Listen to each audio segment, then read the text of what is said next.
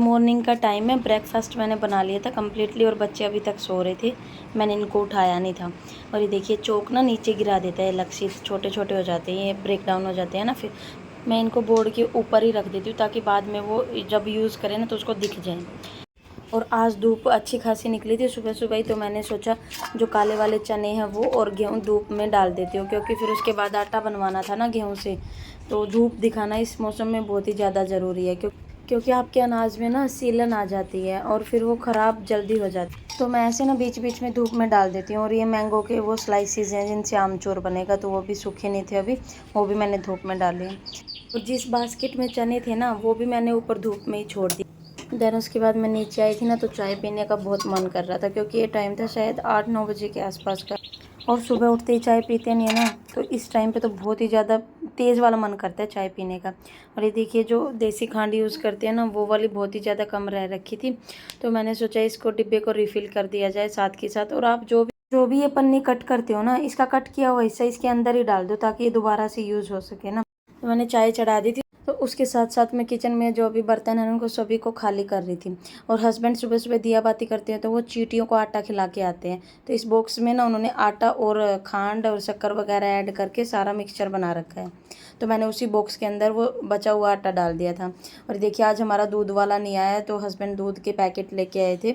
वैसे हमने दूध बंधवा रखा है, तो वो भैया दे के जाते हैं, जब कभी वो नहीं आते हैं, कोई इमरजेंसी होती है तो फिर पैकेट वाला यूज़ करते हैं। तो ये दूध के पैकेट भी मुझे वॉश करके रखने थे। शॉप से लाने के बाद ना डायरेक्ट मैं इनको वॉश करती हूँ, देन उसके बाद फ्रिज में लगाती हूँ। और इतने में लक्षित भी उठ के आ गया था, हमारी चाय भी बन गई थी। इसको मैंने पानी दे दिया था पीने के लिए, उठते ही ये पानी पीते हैं। पानी पीना ना एक्चुअली बहुत ही ज़्यादा अच्छी हैबिट है, मॉर्निंग के टाइम ना पीना चाहिए सुबह उठते ही खाली पेट पानी। और फिर हमने अपनी चाय वाय इंजॉय की, थोड़ी देर रेस्ट किया, फिर मैं आ गई थी दोबारा अपने किचन में, क्योंकि सुबह सुबह क्लीनिंग का इतना ज़्यादा काम रहता है, बहुत ही ज़्यादा। अगर आप आधा 1 घंटा अपने किचन को दे दोगे ना, तो पूरा दिन फिर आप फ्री रहते हो किचन से, वो सफाई वाला हेडेक नहीं रहता है कि क्लीनिंग रहती है। तो थोड़ा सा ये जो गैस स्टोव है ये तो एक बार तो दिन में पूरा कम्प्लीटली डीप क्लीन होता ही होता है, या तो नाइट में होता है या फिर मॉर्निंग के टाइम पे होता है। और लक्षित आया था, बाद में बोला मम्मा मुझे भूख लगी, तो मैंने उसको बनाना दे दिया था। पानी पिए हुए ना उसको एक्चुअली हाफ आवर से ज़्यादा हो गया था, तो मैंने उसको बनाना दे दिया था खाने के लिए। और ये देखिए जो हमारे गैस स्टोव के पीछे की जो टाइल्स रहती है ना, इनको भी एक बार तो डीप क्लीन ज़रूर किया करो, क्योंकि जब भी हम सब्जी बनाते हैं तड़का वड़का लगाते हैं ना, तो तेल के छिट्टे चले ही जाते हैं। आप कितना भी धीरे से कर लो, कितना भी सफाई से काम कर लो, लेकिन फिर भी छिट्टे तो चले ही जाते हैं ना। तो एक बार तो डीप क्लीनिंग यहाँ की बनती ही बनती है, क्योंकि फिर अगर आपका गैस स्टोव ही साफ़ नहीं रहेगा, इसके आसपास ही गंदगी रहेगी, तो इस वेदर में ना क्या होता है, सब कुछ चिपचिपा हो जाता है, उसकी वजह से फिर अजीब सी स्मेल आने लग जाती है। और इतने में हस्बैंड आए थे, तो बोले कि मैं दीपांशु को मेडिसिन दे देता हूँ। तो मैंने कहा ठीक है, जब तक मैं क्लीनिंग कर रही हूँ आप मेडिसिन दे दो, क्योंकि उसकी दीपांशु की मेडिसिन का ना एक प्रॉपर फिक्स टाइम है, हमें उसी टाइम पे उसको मेडिसिन देनी होती है, चाहे कितना भी अर्जेंट हो, कुछ भी हो। क्योंकि फिट्स की जो मेडिसिन होती है ना, वो बिल्कुल प्रॉपर टाइम पे दी जाती है, वरना अदरवाइज़ उनका फिर कोई फ़ायदा ही नहीं रहता देने का। और गैस स्टोव के जो ऊपर वाले पार्ट्स रहते हैं उनको मैंने वॉश करके लगा दिया था। और इतने में हस्बैंड बोले कि गीज़र नहीं चल रहा है यार, आज सुबह सुबह पता नहीं क्या हो गया है इसको। तो उन्होंने काफ़ी ट्राई किया, लेकिन उसके बाद भी नहीं चला। तो वो पतीले में जो पानी रखा है ना, वो दीपांशु के नहलाने के लिए रखा है। तो मैंने बोला उनको कि कंप्लेंट कर देते हैं, आज के लिए दीपांशु के लिए गैस पे मैं गर्म पानी कर देती हूँ। तो यही हुआ।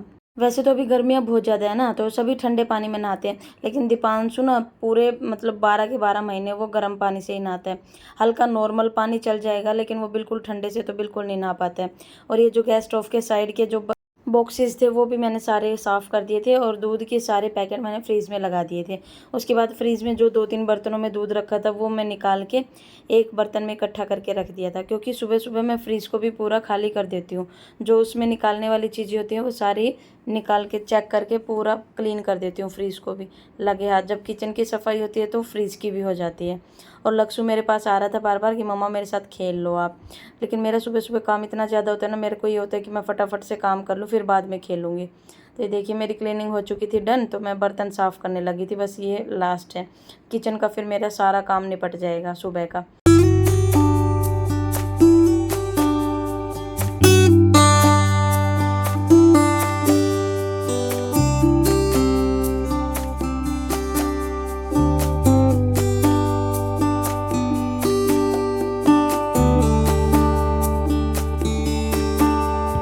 लास्ट में मैंने सिंक भी और उसके आसपास का एरिया भी पूरा डीप क्लीन कर दिया था अच्छे से, ताकि मेरा कोई भी काम किचन का छूटे ना। बाद में ये विंडो है हमारी किचन में बड़ी वाली, ये मैं पूरी ओपन कर देती हूँ। फिर यहाँ से बर्तन वर्तन सब हटा के देखिए मेरी पूरी क्लीनिंग डन हो चुकी है।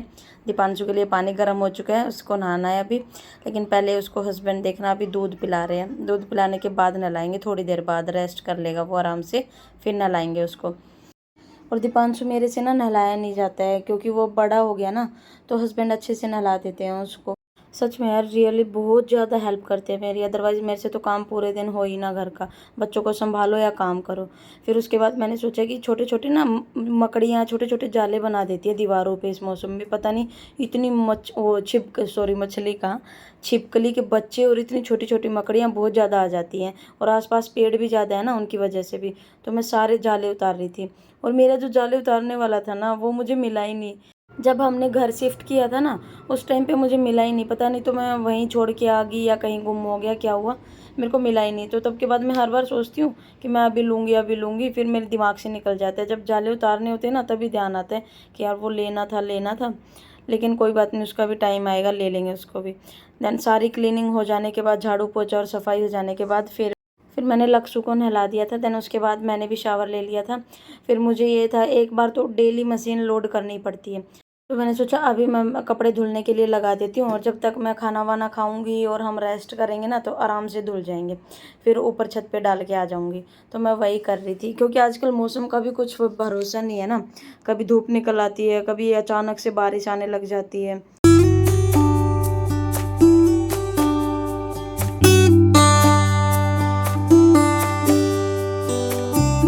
मैंने मशीन को तो ऑन कर दिया था। देन उसके बाद मैं आ गई थी, लक्ष्य को मैंने तेल नहीं लगाया था। मैं हल्का सा नारियल का तेल ना नहलाने के बाद भी उसको लगाती हूँ, क्योंकि इस टाइम पे वो फिर सोता है, और जब तक सोएगा ना तो उसकी स्किन एब्जॉर्ब कर लेगी। ये नहीं है कि स्वेटिंग होगी और फिर अजीब सी चिपचिपाहट सी हो जाएगी, नहीं ऐसा कुछ नहीं है। अभी लक्ष्य को आराम ही करना है, रेस्ट करना है, वो सोएगा, 2 से 3 घंटे सोता है वो दिन के टाइम भी। तो मैं उसको अच्छे से ऑयलिंग कर देती हूँ नहलाने के बाद, क्योंकि फिर वो बाद में उठेगा जब तक उसकी स्किन एब्जॉर्ब कर लेगी और वो अच्छे से खेल पाएगा। तो अगर बाद में लगाऊंगी ना, फिर बच्चा खेलता है तो फर्श पे लेट जाता है, इधर उधर तो धूल मिट्टी लगा लेता है ना, इसकी वजह से मैं बाद में नहीं लगाती हूँ, नहलाने के तुरंत बाद ही लगा देती हूँ इसको। स्कूल जाता है तो सुबह नहलाने के बाद स्कूल जाएगा उस टाइम पे लगा देती हूँ। और ये देखिए यहाँ पे मम्मा और बेटू का लाड चल रहा था। देन उसके बाद मैं कोम तो बाहर करके आ गई थी। फिर मेरे को ये होता है कि मेरे ना एक्चुअली घने बाल हैं, सच में भारी होते हैं ना, जो भारी बाल हैं, अब तो झड़ गए हैं बहुत ज़्यादा, मैंने कटवा भी लिए थे। पहले तो मैं जितनी मेरे कुर्ते की लेंथ दिख रही है ना, इतने लंबे तक मेरे बाल हो गए थे। फिर मैं इनको कटवा लेती हूँ, क्योंकि मेरे से ना फिर संभलते नहीं हैं। आपके पास अगर छोटे छोटे बच्चे हैं, आपको पूरा घर संभालना है, बच्चों को संभालना है, तो आप अपनी इन चीज़ों की केयर नहीं कर पाते भाई, टाइम नहीं निकाल पाते बिल्कुल भी। सो तो मैं कटवा लेती हूँ time to time. Thank you for watching guys, take care, bye bye. ध्यान रखना अपना और अपनों का, हमें भी अपनी दुआओं में याद रखना।